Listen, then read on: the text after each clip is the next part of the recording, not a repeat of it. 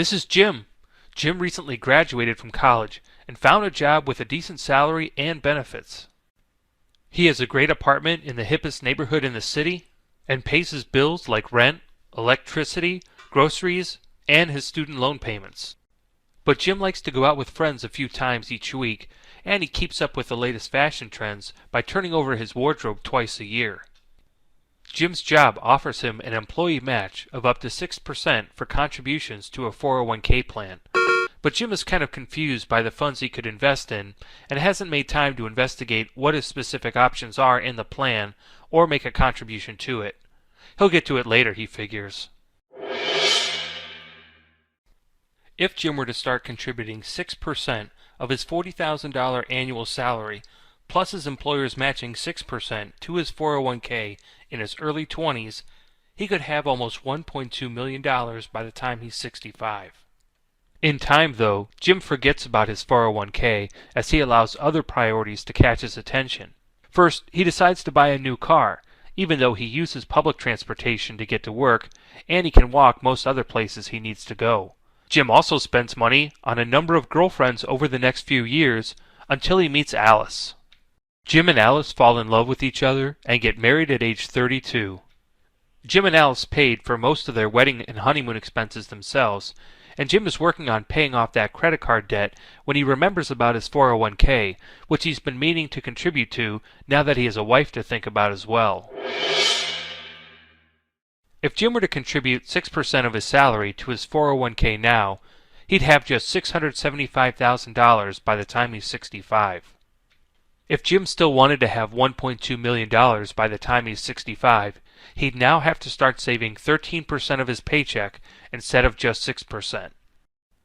Fast forward another 10 years. Jim and Alice are now 42 and have 2 kids. Jim has seen steady increases in his pay as his career has progressed, but he contributes just 3% of his salary to his 401k. If he continues at this rate for the rest of his career, by the time he is 65, he will have just $225,000 saved for retirement. If Jim had started saving $160 a month when he was 25, he would have $1,000 in monthly retirement income. If he had started saving at age 35, though, he'd have to save almost $270 a month to generate the same retirement income. If he waited to save for retirement until he was 45, Jim would have to put away nearly $500 every month. That's more than 3 times what he would have had to save when he was 25. Fast forward another 20 years.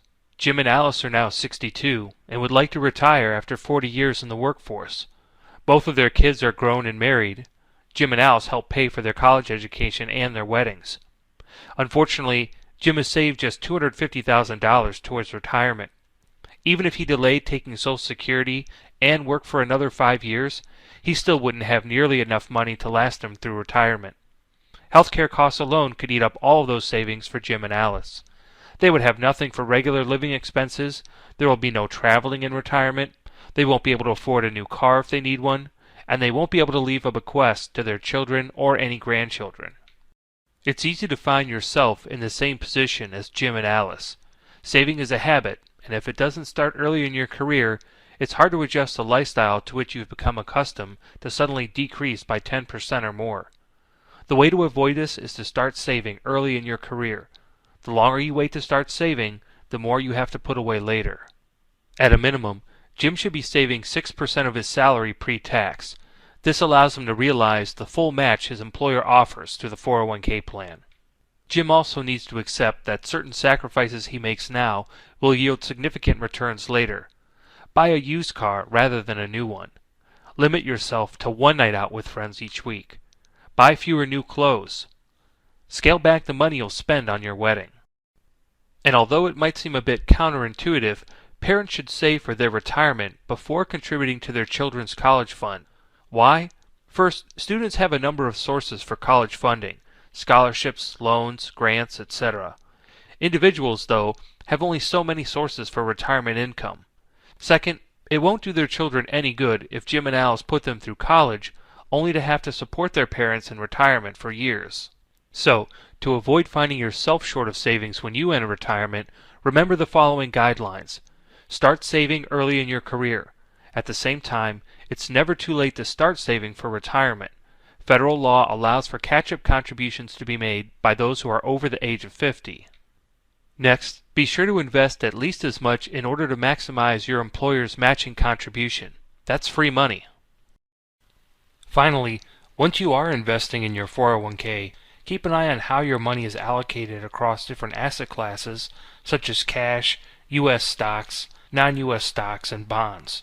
If you fail to take an aggressive enough approach early on in your career, or if you fail to adjust your asset allocation over time to become more conservative, you could still end up short of the funds you need for retirement.